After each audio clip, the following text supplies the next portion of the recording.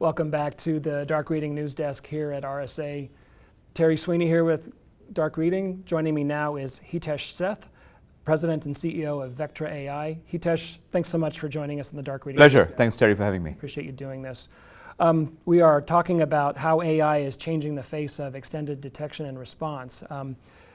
XDR gets defined variously depending on who the speaker may be.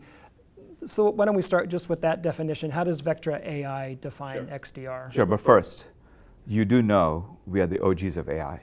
Say, We are the OGs of AI. how so? And you know, we've been doing this well before it became the fad that you see here at RSA. The founding of the company was based upon using AI, initially on network data. And by the way, that informs XDR, so I'm going to get to your question as well. But we started on AI with network data to find signal, and that's where we cut our teeth, right? And then fast forward to where we are today. You know, we look at this through the lens of the customer, and our core assumption is that it's a business assumption for us that the enterprise market is going to be hybrid forever. And when I say hybrid, in essence, I'm thinking about attack surfaces inside the enterprise, and there are 5. Really, and then there's actually a 6th one that I'm going to talk about in a second. The 5 are public cloud, private data centers, SaaS applications, identity, and endpoint. And so when you think about XDR, the ability for the customer to deal with all 5 attack surfaces simultaneously is the key to the definition of XDR. And a bit crazy, right? That we have that many atmospheres that we're trying to juggle. We do, and in many ways, where we are with the cloud is like circa Windows 95, right? For those of you who remember Windows 95, and so take that times 100, and that's cloud. Take cloud times 100, and that gets us to the 6th attack surface we can talk about, which is AI itself. Okay. Well, let's take a deeper cut. How do you imagine AI is going to be impacting the XDR market and XDR solutions themselves in the near future? Yeah. So when I talk to customers, and here I'm referring to specifically CISOs and CIOs, right? And I ask them, in the security realm, what is the most important commodity for you at any given time, right? And when you're under threat, what is the thing that you care about the most? There is a uniform answer to this, which is I need to be able to get my hands on the signal that tells me I've been compromised, and I need to be able to do that at speed and scale. That is crucial to delivering on the promise of XDR. And the only way you can do speed and scale and deal with the sort of like this ever-changing landscape of attacks is by utilizing AI. Okay, talk about how the Vectra AI platform fits into this concept of fighting AI with AI. So as I was saying, we cut our teeth with network data, right? And one of the early learnings for us was, it's really critical to focus on the right kind of data, right? One of the common things I've heard at RSA, this week with so many customers, is I'm drowning in data. My SIM costs are exploding, and I don't know what to do. I'm not getting the return that I wanted. From our standpoint, we have taken the opposite approach, which is it is critical to think about data reduction. So focus on the use cases that should inform the data that you're going to collect, and that has been the underpinning to how we have gone and solved, different attack surfaces. So starting with the network, we focus on metadata, which happens to represent 1 to 1.5% of overall packet traffic.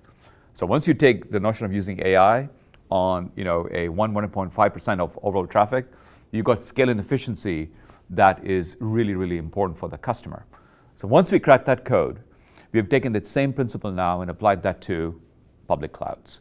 We applied that to SaaS applications like 365, identity, and so forth. And by the way, when it comes to, that, like I said, there are 5.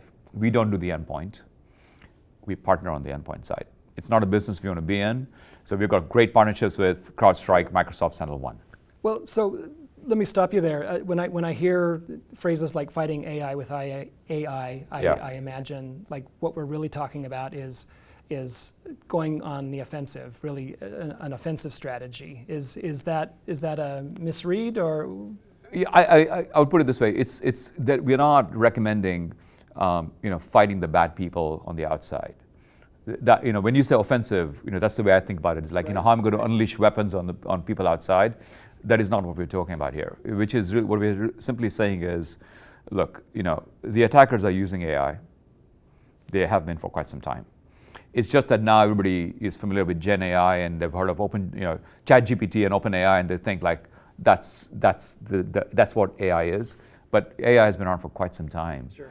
And what LLMs and Copilot, what they're going to do is simplify it for attackers to leverage individuals inside the enterprise to cause havoc. Right? So when you talk about using AI to defend yourselves against AI, is really how do you make sure that the AI that the enterprise is using is sufficiently protected. Sure, makes sense. Thanks for bringing up generative AI. It's sort of a twinned topic with the broader AI umbrella. But how should organizations be thinking about Gen AI in the context of cybersecurity? It's got obvious benefits, some drawbacks too. How should customers hold that? Yeah, interestingly enough, this seems to be RSA. We could have called it the Gen AI Conference for security because that seems to be the rage out there. Very interesting dynamic that I've seen with customers, talking to customers this week. And I talk to security people, keep in mind. They all tell me we have policies in place to constrain the use of LLMs or Copilot because we're scared. And then in the second breath, they immediately say, but we have enormous pressure from the C-suite to say, but look at the productivity gains we can get out of this. So therefore, we must find a way to use it. So if you're the customer, and if you're having this conversation, you and I, what I'd say to you is the following. First, you've got to have an AI strategy holistically in your for defense inside your enterprise, number one. Number two, one of the critical elements to protecting yourselves to have a really strong view of what identity means, and tying identity to things like the network, tying it to things like Office 365 protection, right? So you've got to look at this holistically and not in silos of let me protect the network by itself or 365 by itself. That is crucial if you're going to make sure that your Gen AI utilization is safe. We were talking before that Vectra AI is able to defend against cyber attackers that abuse Microsoft Copilot.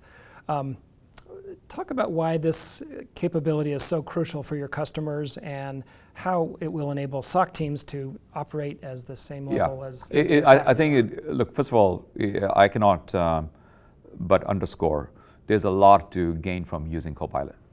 There are productivity gains that are really, really important, and I think this is really good for the enterprise at the highest level. But I'll draw a parallel for you. I don't know, a lot of the audience, especially since we are here in dark reading, will be familiar with something called Power Automate. Power Automate is this scripting engine that exists in 365, where you can Power Automate, and but it also turns out to be something that hackers utilize as a way to evade protection systems inside the enterprise. Think of Copilot as stripping away the need to have scripting capabilities, and now you can talk in English and do the same thing, right? So suddenly you have now made this Power Automate concept available to every rank and file person inside the company, and therefore you've increased the attack surface for the hackers you leverage. This is why it is so critical that as you embark on deploying Copilot, you've got to have security at the forefront.